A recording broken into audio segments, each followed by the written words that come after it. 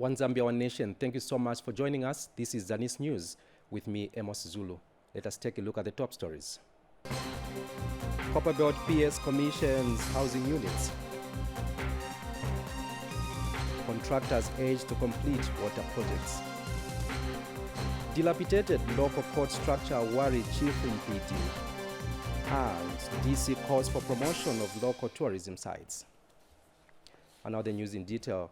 Copperbelt Provincial Permanent Secretary Augustine Kasongo has commissioned some government housing units in Ufanyama district. The housing units, whose construction works commenced in 2011, were constructed at a cost of 4.8 million kwacha. Agrippa Silumbwe has the details.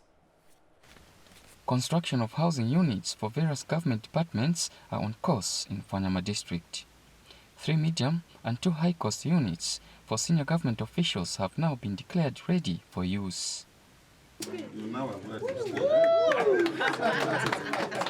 As a province, we are aware of the many challenges that Ufanyama district faces. One of the many challenges includes limited access to decent accommodation. In response to the challenges mentioned, government through Copperbelt Provincial Administration has strategically targeted to complete a number of projects in order to improve the livelihoods of the citizens and uplift the face of the district. I'm particularly delighted that among the many projects being undertaken, 2 high-cost houses and 3 medium-cost houses that had stalled have finally been completed and are being handed over today. Meanwhile, the district leadership is still appealing for more projects to be completed on time. As district administration, we are delighted that some of the projects have finally been completed. Some of our officers, sir, stay outside Ufanyama, making it difficult for my office to monitor and supervise them effectively. It is my sincere hope and wish that the remaining incomplete houses can be completed as soon as possible for effective monitoring and service delivery. As the mother of the city, Ufanyama, I'm really excited because we are receiving the 2 houses that have been completed. Government has since spent over 4 million kwacha on the completed housing units to ensure decent accommodation for its workers. Reporting, I'm Agrippa Silumbwe, Copperbelt Province. Thank you, Agrippa, for that report. Now, Kakula in Kema district is among the many areas in Western Province that has benefited from the Constituency Development Fund, CDF, through the construction of a bridge at a cost of 210,000 kwacha. Here's a report. Kakula village is found at Nalumino Mundia area in Kema district. It has a population of more than 1,000 people, which includes soybean farmers. Kema district, being an agricultural belt for the province, requires good road communication. This is why government has built a bridge at the cost of 210,000 kwacha under the Constituency Development Fund. Kema constituency area member of parliament has this to say. Let's get flooded. The people stay inside, especially the children. They find it very difficult to cross to go to school at Namibia because a lot of maize, a lot of soybean, a lot of cattle is found this side. And so this crossing point was proving a hindrance before this little bridge was put here. And so the fact that it's here now means that access is almost guaranteed the whole year. Kema Council Chairperson Redford Toti has advised the local community to guard the infrastructure constructed jealously in order to have development in the area. Taking care of the project, first it has to come from the community. So if they will leave the community or people to come and vandalize this project here, this bridge here, it is them who are going to suffer. So the community should make sure that they guard this project jealously because this is their project. And local residents have expressed gratitude for the bridge constructed as transportation during the rain season is now made easier.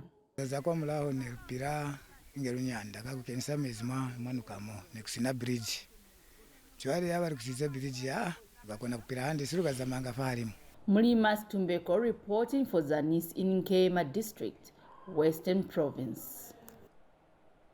Minister of Mines and Minerals Development, Paul Kabuswe, says the recently signed $150 million United States dollars worth of investment for Lubambe mine between government and cobalt investment will trigger job creation.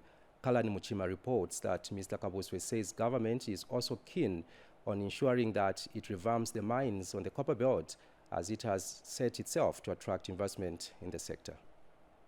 Republican President Hakainde Hichilema has set the tone for economic development for the year 2023. Under the Ministry of Mines and Mineral Development, Zambians have been assured by the responsible minister, Paul Kabuswe, that 2023 will be a happy year. 2023, Kalan, it's time to take off. We were on the runway preparing the plane to take off. Now, 2023, people are going to see real, tangible activities. We couldn't do all these things because we needed a blueprint of how we are going to do things that will lead us to the vision of the new Dawn government, which must also be in tandem with the manifesto of the UPND government. Mr. Kabuswe says the new Dawn government has set itself on the path to attract investment in the mining sector, which has resulted in an American company, Cobalt, in partnership with EMR Capital, to pump in $150 million United States dollars in exploration works at Lubambe mine, based in Chilabombwe district on the Copperbelt province. The exploration is what has attracted the $150 million which we are signing and announcing with His Excellency the President in America. What that means then is that the life of mine has been extended, and also what that means is that there will be more jobs, both direct and indirect, for our people, and there will be more economic activity around the area. And this also means more money into the treasury, of our country. That's what this means. So this is a very positive thing. I don't remember the last time Zambia announced such a big amount of money in terms of investment into exploration. The minister also says other major mines on the Copperbelt will be up and running come 2023 to provide jobs for the Zambian people. Even on issues of KCM, Mopani, we are saying by the first quarter, you are going to see a lot of activity. I also want to tell the Copperbelt people, Chambeshi Metals is on the cards. I think that the discussion around it have reached almost finality. We are just waiting for a few other issues that were left when the previous owners were leaving. Shaft 28 in Luansha, I have told the Luansha copper mines that they must give me a feasibility report to see whether that can be dewatered. If not, there are other people who are ready to dewater that. In February this year, First Quantum Minerals also announced a $1.3 billion worth of investment in the expansion of Kansanshi mine, making it the largest investment in Zambia since the commencement of its Santino mine. According to FQM, such investment is due to Zambia's friendly business reforms under President Hakainde Hichilema's administration. Kalan Muchima reporting for Zanis in Osaka.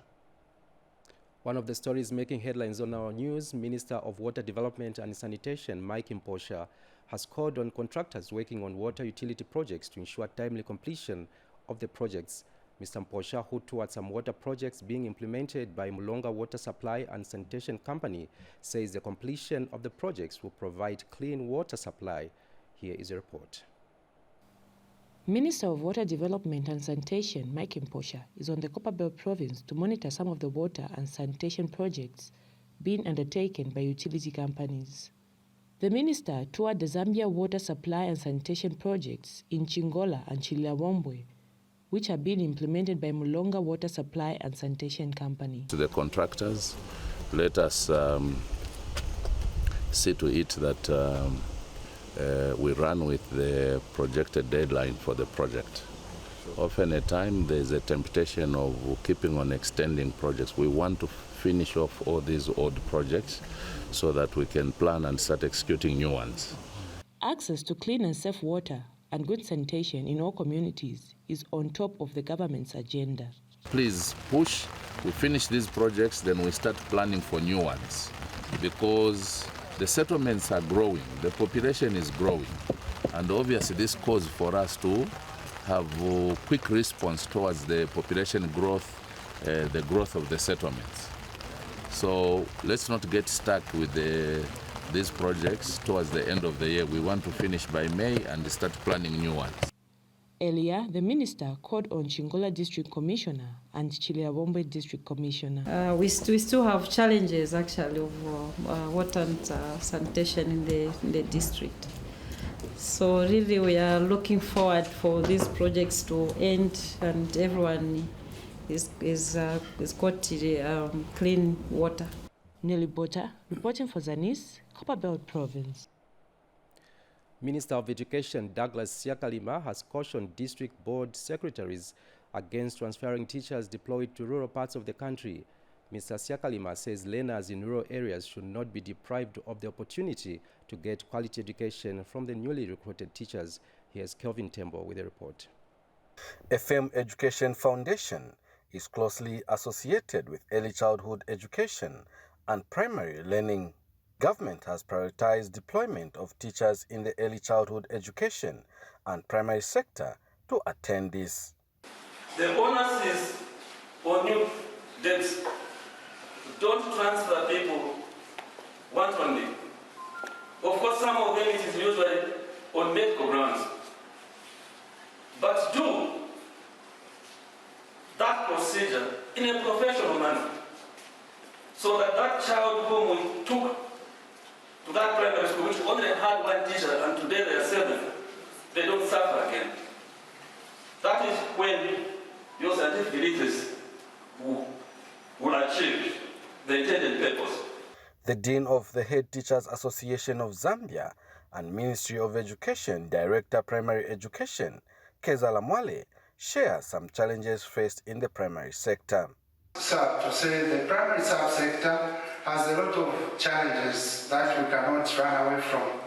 The major one being teacher attrition, the migration of teachers from primary, they're obtaining secondary degrees and leaving gaps, yawning gaps at the primary subsector. To us, as your director in charge of primary, it's a very worrisome factor. We must find solutions to keep our teachers that have attained degrees to remain in primary subsector. They can even become professors under the ambits of the primary subsector.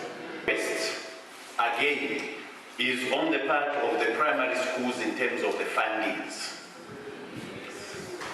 We are very uncomfortable on how much is given to some of the primary schools and community schools. Some of the community schools, they are still paying the teachers who are there where they have challenges.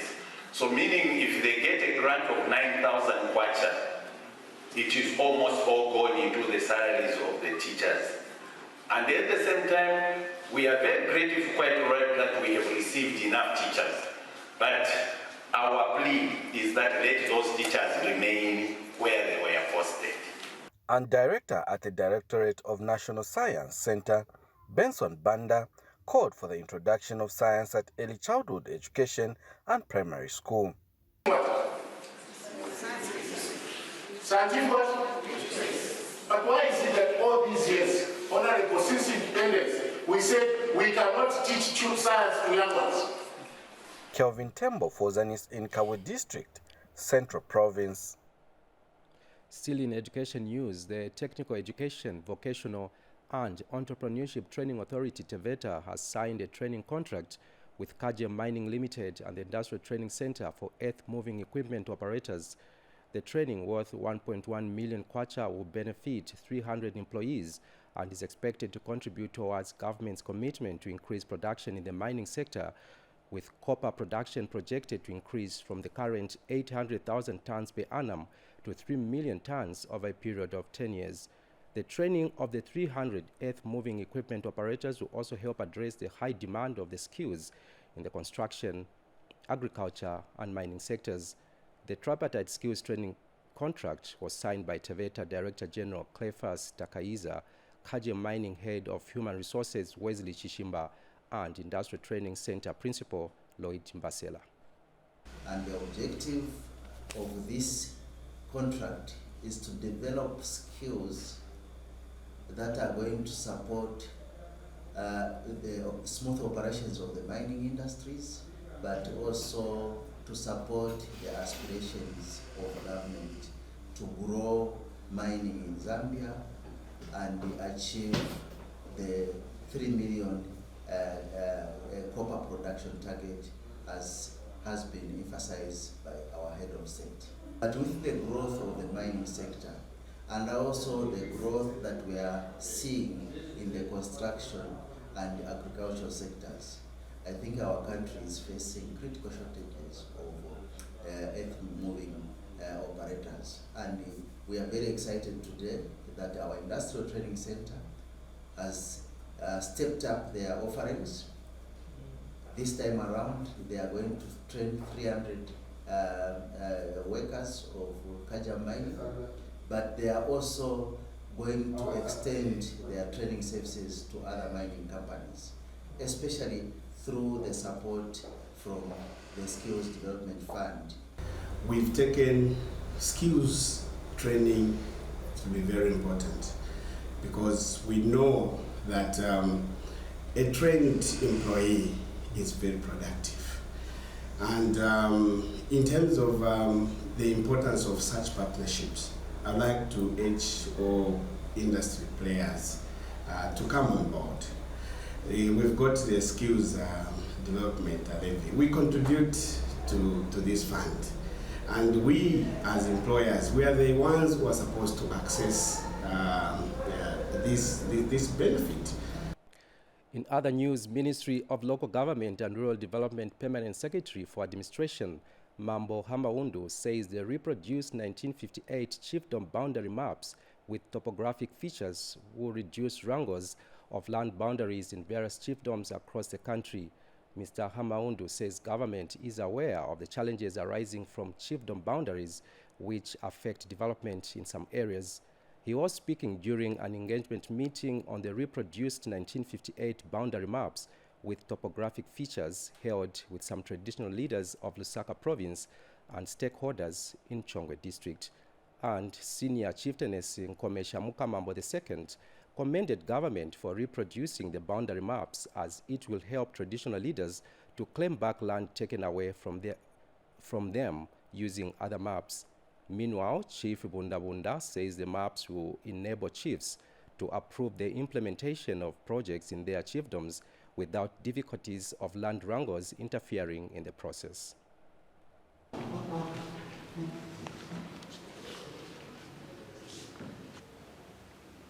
We must distinguish between traditional boundaries and political boundaries. The political boundaries, some of them straddle or go over chiefdoms, but the chiefdom boundaries will remain unchanged. With the reproduction of this map, we will see a reduction in the number of disputes, and subsequently, we will see an improvement in the livelihoods of people within your chiefdoms and consequently within the country. And we therefore implore on your Royal Highnesses in Lusaka province to help us resolve issues elsewhere through your interaction with other chiefs and chieftainesses across the country. But I'm happy that we have been told that we take these maps, we go to the people where we are coming from, and let them also have a look at it, what they will say together, then we'll put it in writing, and we'll present it to Lusaka province and to the Ministry of Local Government and Rural Development, is it? It is the function of just to put some features so that you can see the boundaries properly. So though somewhere where it's clear, they have put those topographic features so that we now see how we are doing clear. Chief Mpidi of Zambezi district has bemoaned the poor state of the local court building in the area. The traditional leader said this when Northwestern Province Permanent Secretary Gradson Katambi visited the district. Here is Chaibu Nkoma with the details. This is the dilapidated, abandoned Mpidi local court begging for help. The structure is said to have been built in the colonial time in the 1950s, and since then it has never been retouched. With this state of affairs, the local people are now covering the distance of 120 kilometers in Zambezi to access justice. Chief Mpidi explains more. The court was built in the 50s, and that is worn out. So the presiding officers, or should I say magistrates, are deserted because of fear. They may be trapped with the building. So it is abandoned, and no cases are being attended. Northwestern Provincial Administration is also concerned. I've seen it for myself, and I hope my colleagues will capture that local court. It's not befitting a local court for the chief.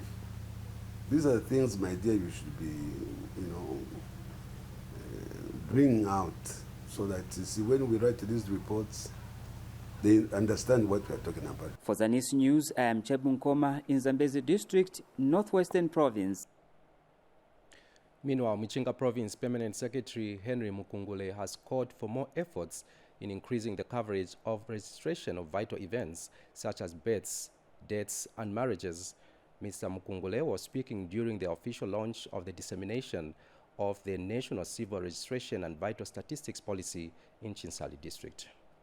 Government continues in its endeavor to harmonize various systems using the e-services. The Ministry of Home Affairs and Internal Security has started the dissemination of the Civil Registration and Vital Statistics Policy with an objective of attaining universal registration of vital events such as births, deaths, and marriages in the country. Mchinga Province is the latest region where this policy has been launched so far.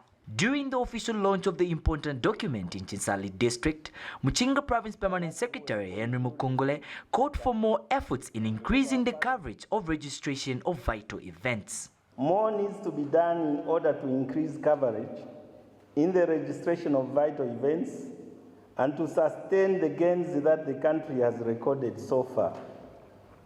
Allow me to remind ourselves that in a well-functioning GRSV system, all births are supposed to be registered. The launch, which was interactive among stakeholders in the province, also attracted various concerns and questions. This new system of issuing NRCs will solve some of the problems that you are facing, more especially when it comes to social cash transfer beneficiaries.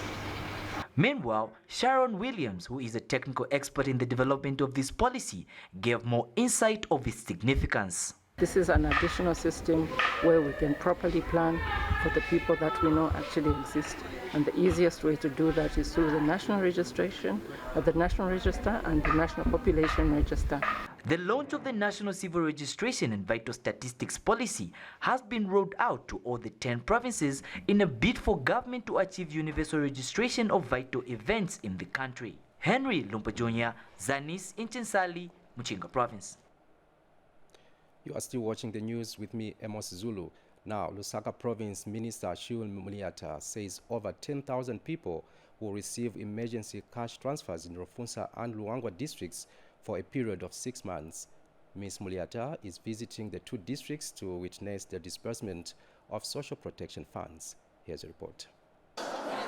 Lusaka Province Minister Shiul Muliata says government is committed to reducing poverty and vulnerability among its population and the people and vulnerable segments of society. Ms. Muliata said this when she witnessed the disbursement of funds for both social cash transfer and emergency cash transfer in Luangwa and Rufunsa districts.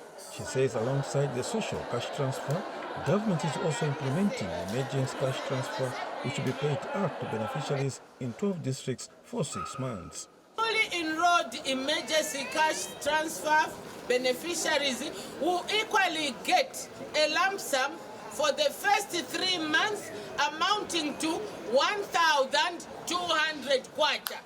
The provincial minister has since appealed to the beneficiaries not to misuse the funds. Implore the beneficiary households to put the money to good use, to ensure the basic needs of the households are attended to.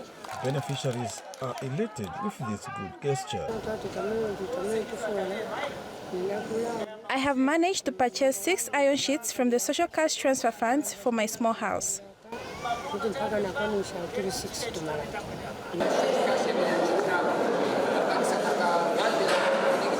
From the social cash transfer funds, I've managed to increase production of vegetables at my small holding.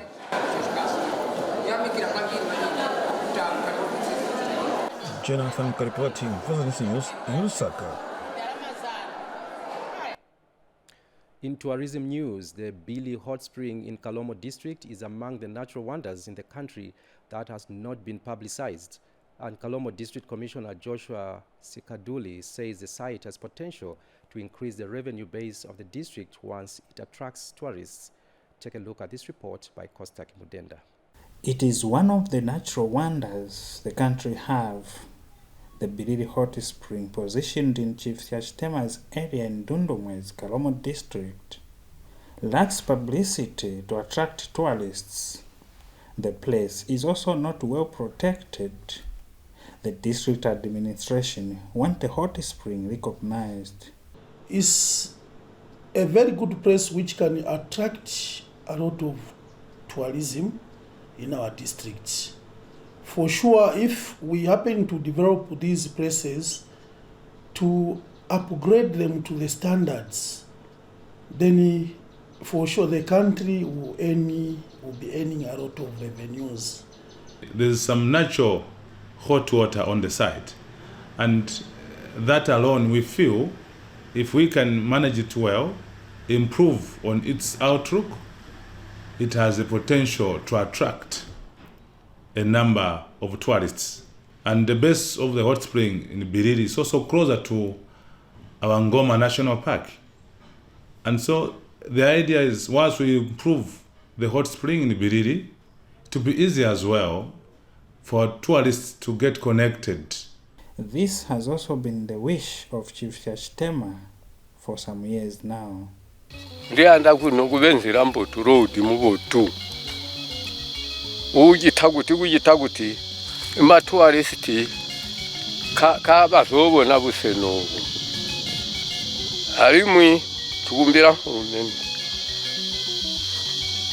kuti yaranga yabikaruvazu bandipa waya ya fencing wayi ku fencing we kugwabirirwe buseno mukambo busena mbakasiya burayosia eno ndasiga suno ndajana eno kuyabunyonga nawe yabu kumwacha kabiga mwamereza chira mulimo wancho eno yerede kugwabirirwa. The local people knows the importance of protecting this place.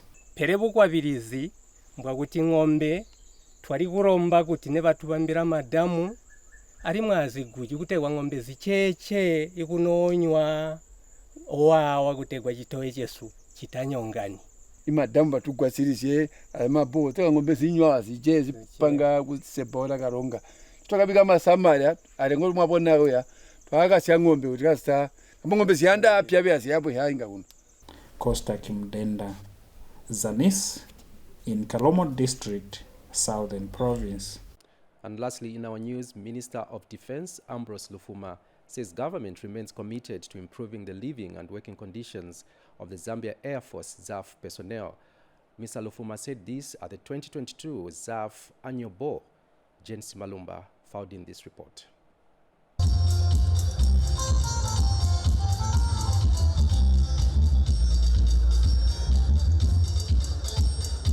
The 2022 annual ball for the Zambia Air Force was finally held last evening. This is after 3 years of not being held due to the COVID-19 pandemic that almost crippled the country's economy. Notable senior government officials attended the 2022 Zambia Air Force annual ball, which was held under the theme, achieving excellence through professional, accountable, and well-motivated personnel. Defense Minister Ambrose Lufuma was the guest of honor. Here, the minister assured the Zambia Air Force personnel of a timely review of their conditions of service. The new Dawn government is aligned to the critical issues facing the Zambia Air Force and its personnel. We remain committed to continuously acquiring the necessary equipment to enable you to execute your duties as required by your constitutional mandate. Our interventions to challenges faced by the Defense Force include the timely review of the conditions of service. I wish to assure you that the government remains resolute to improving the living and working conditions of the Zambia Air Force personnel. The minister also called upon the Zambia Air Force personnel to continue promoting peace, unity, and security.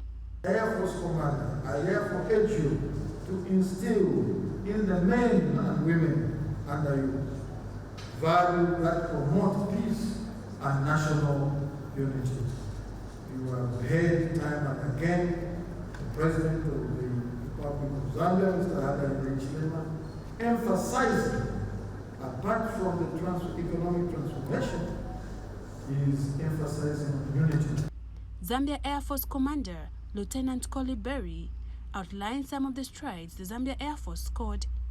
The Zambia Air Force has continued to achieve great strides in enhancing both air and ground operations in accordance with its mandate as outlined in our Constitution.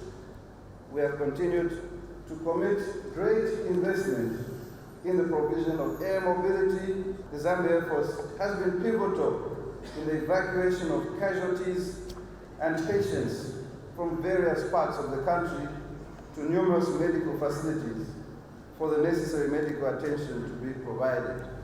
Jane Simalumba Zanis in Lusaka. We recap on the top stories. Copperbelt PS commissions housing units. Contractors urged to complete water projects. Dilapidated local court structure worry chief in PD. And DC calls for promotion of local tourism sites. We end the news just there. Thank you so much for watching. My name is Amos Zulu. Bye for now.